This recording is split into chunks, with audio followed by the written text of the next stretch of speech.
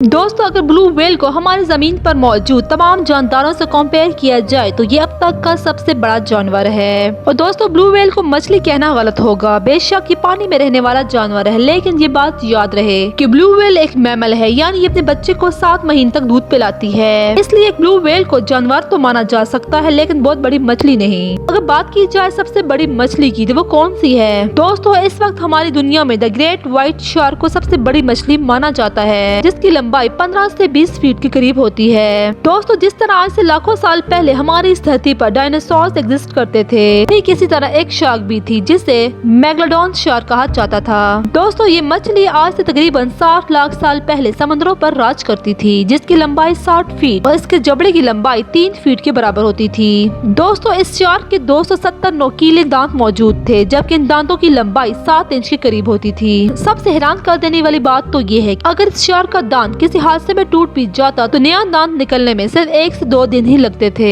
जबकि इस शार्क की बाइटिंग फोर्स 10 टन के बराबर थी, जो कि कछुए के शेल को भी तोड़ सकती थी।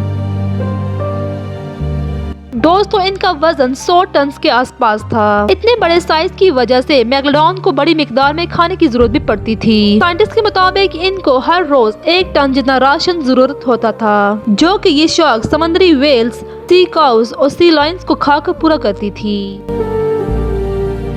दोस्तों, इनके बच्चों का वजन 2 से 3 टन जबकि इनकी लंबाई 10 फीट के बराबर होती थी। दोस्तों, मेगलोडॉन शार्क ज्यादा पानी वाली जगह पर रहती थी, क्योंकि इतने बड़े साइज की वजह से कम पानी मानो इनके लिए मौत के बराबर था। ये मछलियाँ अपने शिकार करने के लिए कभी किनारे पर नहीं आती। तो दोस्तों, मन में सवाल तो उठता है कि इतनी बड़ी शार्क आखिर खत्म कैसे हुई, क्योंकि ये तो हम सभी जानते हैं कि डायनासोर्स के खत्म होने में बहुत बड़े एस्टेरॉयड का हाथ है। तो आखिर मेगलोडॉन शार्क के साथ ऐसा क्या हुआ था? दोस्तों, रिसर्चर्स आज भी ठीक तरह से इसकी दुनिया से खत्म होने की वजह नहीं बता पाए। इसको लेकर बहुत सी थ्योरीज भी आई हैं, लेकिन एक थ्योरी जिसको बहुत ज्यादा आइडियल माना जाता है वो ये है कि वक्त गुजरने के साथ साथ समंदर में नए नए किस्म के जीवों का एवोल्यूशन होता रहा और मछलियों की इकसाम और नस्ल में तेजी से इजाफा होने लगा। दोस्तों, मेगलोडॉन बेशक साइज में बहुत बड़ी थी, लेकिन इनकी आबादी व्हाइट शार्क के मुकाबले में बहुत कम थी। दोस्तों, आज से 30 लाख साल पहले समंदर के ज्यादातर हिस्से का टेम्परेचर ठंडा था और इन मेगलोडॉन्स के लिए वार्म वेदर कंडीशन सूटेबल थी। इसलिए जैसे जैसे पानी ठंडा होता रहा, ये मेगलोडॉन शार्क्स गर्म पानी की तरफ चली गई, लेकिन बाकी मछलियां तो वहीं ठंडे पानी में रह गई। गर्म पानी में बहुत कम छोटी मछलियां थी, यानी इन मेगलोडॉन्स को खाने की कमी हो रही थी, जिसके रहते ये अपने से छोटे मेगलोडॉन्स बच्चों को खाना शुरू हो गई और इसी तरह से मेगलोडॉन की नस्ल दुनिया से मुकम्मल तौर पर खत्म हो गई। ऐसी मजीद इंटरेस्टिंग वीडियोस के लिए चैनल को सब्सक्राइब कर लीजिए।